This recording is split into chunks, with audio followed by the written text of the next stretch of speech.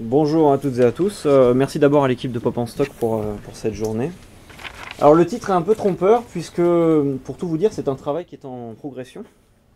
Étant donné que le corpus est très vaste. Donc aujourd'hui, j'ai décidé de m'attarder principalement sur deux films. Le premier, c'est Léon de Luc Besson qui est paru en 1994.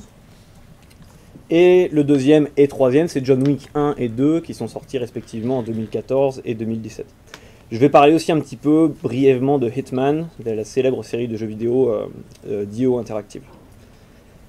Alors, avant de commencer, j'ai préparé un petit montage sous forme de mise en bouche. Donc, Et voilà. Alors, donc, c'était une façon de présenter avec humour les trois œuvres dont je vais parler aujourd'hui. Le but va être de s'intéresser à ces tueurs et de montrer en fait la différence de représentation du tueur à gages entre ces différentes années, c'est-à-dire de 94 Léon jusqu'à aujourd'hui. Voir surtout l'évolution de leur représentation dans la culture populaire. Au départ, on est face à un homme qui est inadapté à la société, dans Léon, et ensuite on se retrouve face à un homme froid, implacable, et surtout totalement intégré dans un monde cosmopolite, dans John Wick et aussi dans Hitman. En fait, le tueur à gages devient un personnage recyclé, pour citer Adorno bien sûr, dont l'imaginaire global va évoluer vers une forme symbolique. Je vais en parler en termes politiques et économiques à la fin. Je vais commencer par donner une définition du personnage du tueur à gages, avant de discuter du tueur à gages comme d'un paria, avec Léon, et de la notion de tueur à gages comme élite mondiale dans un second point. Et après, je parlerai de sa symbolique moderne à l'heure du marché de masse, du mondialisme en termes politiques et économiques, comme je disais. Alors, tout d'abord, pour une définition du tueur à gages. Il n'y a pas énormément de références sur le tueur à gages, j'en parlerai dans ma conclusion, mais il y a vraiment presque personne qui a travaillé dessus en fait. Donc c'est difficile de trouver des choses, mais Andrew Spicer a écrit un article intéressant sur ce personnage-là, où il étudie plusieurs films, dont les films de Melville et de John Woo. Il nous explique que The Hitman is someone paid to kill, hired by an individual, an organization or a government to perform the contracted hit. The hitman may be distinguished from the vigilante, who takes law into his or her own hands, usually for personal reasons. The mercenary, who is always part of a group. The revenger, who has an explicitly personal motivation. The special secret agent, who, even if he is licensed to kill, is not employed solely for that reason. And the psychopath, who kills for no reason. En fait, pour illustrer cette définition, on pourrait donc dire que The Punisher est un peu le Revenger, alors le vigilante qui tue pour des raisons personnelles. Un des badass de Expendables pourrait être un mercenaire. James Bond, c'est l'agent secret. Et Charles Manson est le psychopathe. J'ai aussi tenté de revenir un petit peu à la source de la définition, et un auteur qui s'appelle Claude Gauvard nous parle des premières tentatives de définir la profession au Moyen-Âge, en fait. Il nous dit, à la fin du Moyen-Âge, les sources judiciaires font sortir de l'ombre l'équivalent de nos tueurs à gages, signe de leur criminalisation. Ils sont désignés en moyen français par une expression assez proche de la nôtre, batteur à loyer. Dans ce cas, la double caractéristique des individus est clairement marquée. En premier lieu, il s'agit d'hommes qui usent de la force sous la forme de la batture, c'est-à-dire qu'ils sont chargés de battre l'adversaire sans préjuger du résultat corporel de leur intervention, c'est bien dit, blessure ou mort. En second lieu, ils reçoivent pour ce faire un loyer, donc une rétribution qui peut être sous forme d'argent ou autre bienfait. Donc être tueur à gages, c'est être solitaire, souvent, payé pour tuer par une personne ou un consortium, et donc faire sa propre entreprise à partir du meurtre. J'aime bien le terme entreprise, j'en parlerai à la fin. C'est considéré comme une activité commerciale comme une autre. Autrement dit, il n'y a pas de haine, le tueur est un professionnel, dédicace à Jean-Paul Belmondo. Dans un premier temps, je vais m'attarder sur le personnage incarné par Léon, qui est une représentation très très éloignée de John Wick, comme on le verra tout à l'heure. La première chose à noter, c'est que Léon est ce que j'appellerais un paria. Dans le film de Luc Besson, il habite à New York, il vit tout seul, avec une plante, cela dit. Il vit dans un appartement miteux, et il semble posséder des facultés intellectuelles assez limitées. Il est manipulé par un mafieux qui garde son argent, et il ne pose jamais vraiment de questions en fait, à ce dernier, à ce sujet-là. Il passe ses journées en marcel, je sais plus ce que c'est en québécois, c'est camisole. Il passe ses journées nous on dit marcel, c'est bizarre. Il passe ses journées en camisole, il arrose sa plante, il boit du lait, quand il ne tue pas les gens comme une véritable mort galopante en fait. On est face ici à une représentation du tueur à gages comme rebut de la société, vraiment. C'est une vision qui existe en fait depuis le Moyen-Âge, comme l'explique Claude Gauvard, et qui se perpétue jusqu'à Léon. Le criminel, celui que la société condamne, ne peut être qu'un misérable en fait. Il est caché à la vue de tous et il ne partage certainement pas la vie des personnes normales. Léon n'a pas de vie sociale, il n'a pas de projet, il vit, voire il survit. C'est un personnage type d'une misère sociale comme aurait pu le dépeindre Zola par exemple. En fait, c'est plus une victime qu'un prédateur. Le deuxième point, c'est que Léon représente le personnage du tueur à gages comme personnage sensible. Même s'il est extrêmement efficace. Cette sensibilité vient de sa personnalité, comme l'explique André Caron. Léon révèle une personnalité à la fois simple et pathétique. Son efficacité provient de son innocence. Léon est un gamin qui tue avec la naïveté, la pureté et l'ignorance d'un enfant. C'est un enfant dans un corps de géant. Alors j'aime bien cette idée de l'enfant dans un corps de géant, ça me rappelle Steinbeck en fait, dans cette idée que le pauvre est forcément innocent et qu'il ne veut pas le mal. Le prolétaire, autrement dit, est l'exemple même de l'être humain. Celui qui participe de la common decency, comme dirait Orwell, même si c'est un peu exagéré avec Léon. En fait, Léon représente l'homme simple, celui qui tue sans comprendre, qui est manipulé par un mafieux, et qui ne peut finalement que retrouver son âme au contact d'une enfant, c'est-à-dire dans le film de Besson, Mathilda, qui est incarnée par Nathalie Portman, ce qui va changer son destin de tueur à gages. Donc André Caron nous dit « Si Léon hésite longuement à accueillir chez lui Mathilda, un peu après le meurtre de sa famille, c'est parce qu'il sait que ce geste changera sa vie jusque-là tranquille. L'émotion qu'il éprouve pour elle le rend plus humain, donc mortel. Lorsqu'il accepte un nouveau contrat, il en ressort blessé. Et quand il découvre la fugue de Mathilda, qui a décidé de tuer elle-même le détective assassin, il ne réfléchit pas, il fonce directement au poste de police pour délivrer sa pucelle. » Alors j'aime bien le terme aussi de pucelle ici, parce que André Caron met l'accent sur le caractère chevaleresque de Léon, qui est très particulier pour un tueur à gages. Autrement dit, notre tueur à gages devient un chevalier à partir du moment où son but est de sauver quelqu'un. De surcroît, une jeune fille innocente et fragile dans le film. Le tueur à gages n'est plus un tueur à gages parce qu'il ne tue plus pour l'argent. Ici, Léon signe son arrêt de mort en n'étant plus ce qu'il doit être aux yeux de tous, et en fait il ne remplit plus son contrat de lecture. Mafieux et spectateur compris, il entre dans la peau d'un The Punisher par exemple, un vigilante. Il gagne une humanité que le tueur à gages n'est pas censé avoir. Donc en ayant quelqu'un dans sa vie, en devenant une forme de père spirituel et donc une personne engagée dans la société, Léon apparaît aux yeux des autres et devient mortel. Le tueur à gages en fiction peut être invincible tant qu'il reste dans l'ombre et dans son monde caché. Ce qui est très très loin de la représentation contemporaine véhiculée par John Wick. John Wick est différent en bien des aspects de Léon. Tout d'abord, il habite un appartement magnifique, immense. Il conduit une Mustang, quand même. Sa femme ayant disparu, il ne lui reste plus qu'un chien qu'elle lui avait offert. Alors, je vais spoiler, je suis désolé. Il est intéressant de noter que dans Léon, c'est l'enlèvement de Mathilda qui va précipiter la colère du tueur à gages, incarné par Jean Reno. Dans John Wick, le chien va se faire tuer. Et ça va déclencher une série de gunfights hallucinantes. Comme le dirait mon directeur de maîtrise Denis Mélier, quand on lit un policier ou quand on regarde un thriller, on peut aller vers la fin et ensuite comprendre l'évolution. Quand on voit la fin et le nombre de cadavres de John Wick et qu'on revient au début, on se dit « Ok ».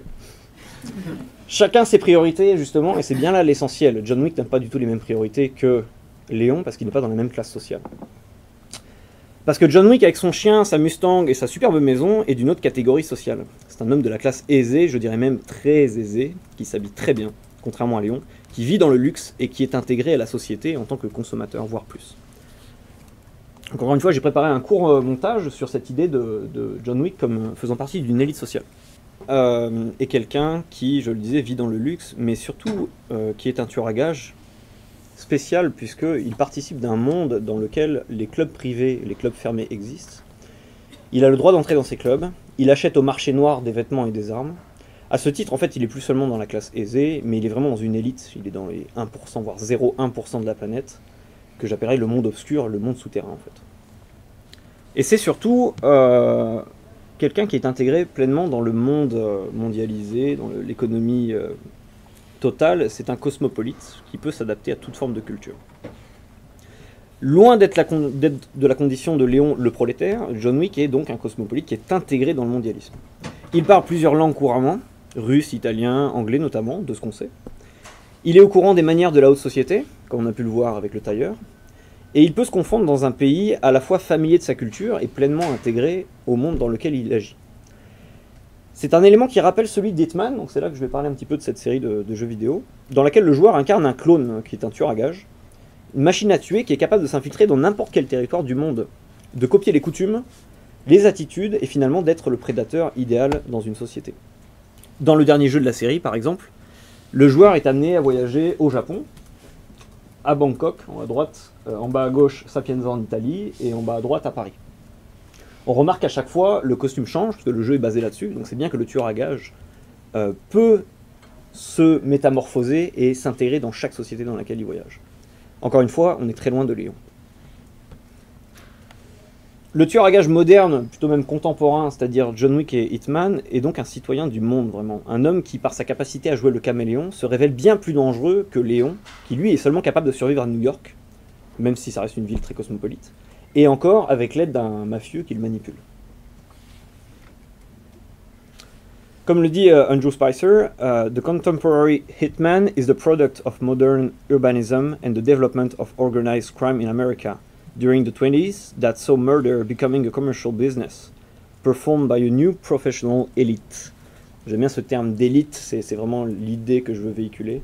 Qu'à partir d'une certaine époque, on a considéré que c'était plus des gens d'une basse extraction, mais c'était bien des élites qui manipulaient ce marché-là.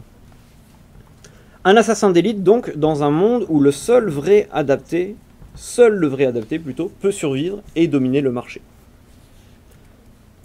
Alors c'est là que je vais parler un petit peu d'économie, enfin de personnages et économie. Comme je le disais plus tôt, le tueur à gages, rebut de la société ou élite, agit dans l'ombre. Il appartient à un monde que nous, simples mortels, nous ne connaissons pas. La société le rejette, ou bien il domine la société. Ce monde est bien mis en valeur dans John Wick ou dans Hitman, où cet univers secret dispose de sa propre monnaie, ça c'est dans John Wick, son réseau souterrain, ses clubs privés, ses hôtels, ses boutiques au marché noir. C'est en fait un monde dans le monde créé par et pour l'élite. Je trouve qu'il est intéressant dès lors de faire ce parallèle entre la représentation fictionnelle et les études économiques, que j'aime bien.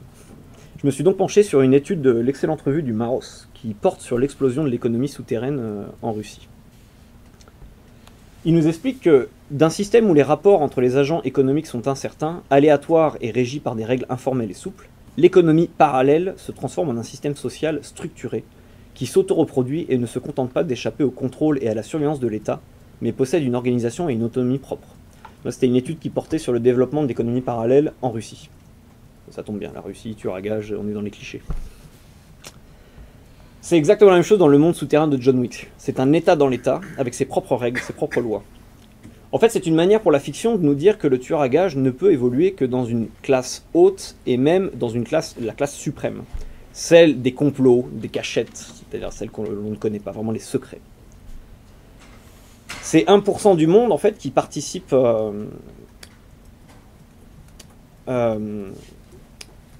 c'est 1% du monde participe en fait de cet univers, et les économistes vont un peu plus loin en parlant de la peine de mort en fait en Russie. Ils disent bien que la peine de mort ait été abolie en Russie, les débiteurs insolvables savent que ce qui les attend ce n'est pas une longue procédure judiciaire mais la balle d'un tueur à gages. Cela montre que le droit de l'ombre est plus sévère que le droit légal. Oui, le droit de l'ombre est plus sévère car c'est celui des initiés, c'est celui en fait d'une caste qui est hors de la société normale. Par exemple, dans John Wick 2, le personnage va briser une règle de sa propre société. Et il va se condamner aux tueurs à gages, en fait, aux concurrents, qui vont chercher à le traquer et à l'éliminer. Preuve, s'il en faut, de la sévérité de ce monde. Je continue avec Homo Novus, en disant que la représentation populaire du tueur à gages a vraiment évolué de Léon à John Wick. En 2 décennies, la fiction a fait passer ce personnage des bas-fonds de la société à une élite cosmopolite. Profession de l'ombre réservée aux parias de notre société, elle est devenue celle des plus habiles, des plus malins et des plus adaptés en fait. Les déclassés, incultes et asociaux, cloîtrés dans leur solitude et leur misère, faisaient de redoutables assassins il y a près de 20 ans. Mais maintenant, ce sont les personnes les mieux éduquées, les plus civilisées, les plus rompues au code de la classe néo-aristocratique, qui forment les assassins de notre époque. Aussi, l'évolution du tueur à gages dans la fiction représente l'évolution, selon moi, des représentations populaires de notre modèle économique. Le tueur à gages qui était un rebut auparavant, un personnage honteux, celui qu'on cachait vraiment, est devenu l'élite, il est devenu le prédateur. Ce n'est plus l'homme soumis, c'est surtout l'homme qui domine, c'est l'homme de la classe aisée. Je trouve que c'est une évolution qui me rappelle celle en fiction de l'employé de banque, le financier. Autrement dit, celui qui est passé du statut d'homme civilisé, modèle de société, à celui de sauvage, amoral et décadent. On pense à American Psycho par exemple. Donc la fiction réinvestit un regard populaire sur ces élites et le monde qu'elles défendent. Le tueur à gages ne peut plus être le prolétaire qui souffre, l'asocial en perte de repères, mais c'est l'homme raffiné, c'est l'homme international, qui appartient à un monde secret, un monde de clubs obscurs. Un réseau clandestin où l'argent même est différent. Comme dans John Wick, où la morale n'est pas la même que celle du monde civil, où les règles ne s'appliquent pas. Une société dans une société, un monde dans un monde, un univers caché, à la fois au-dessus des hommes et en dessous d'eux dans les tréfonds des villes. Un mal qui n'est pas nouveau mais ancien, celui des arcanes en fait, sur lequel la fiction ne peut que fantasmer et spéculer. Et le fait que son raisonnement a mené au fil des années à imaginer que l'assassin le plus redoutable de notre époque est finalement le plus noble en apparence. C'est ce que dit Claude Gauvard en disant « Les tueurs à gages appartiennent donc à un monde inversé, celui du secret de la nuit, mais aussi celui d'une violence débridée. Leur terminologie vague, l'analogie entre les satellites de Satan et ceux qui agissent pour un commanditaire, révélait déjà une certaine confusion, qui n'est pas seulement celle du vocabulaire, mais qui s'enracinait dans un usage particulier de la force. » Donc là, il parle vraiment des représentations au Moyen-Âge. Donc j'ai fait un montage absolument dégueulasse.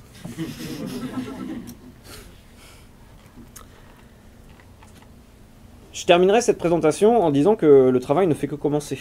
Comme je disais tout à l'heure, les recherches sur le personnage du tueur à gages sont vraiment loin d'être légion, et tout reste à faire en fait sur cette figure.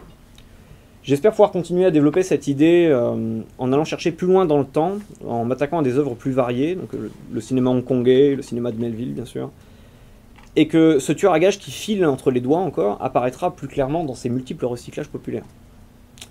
Je vous remercie de votre attention, je suis prêt à prendre vos questions comme des balles pendant un gunfight.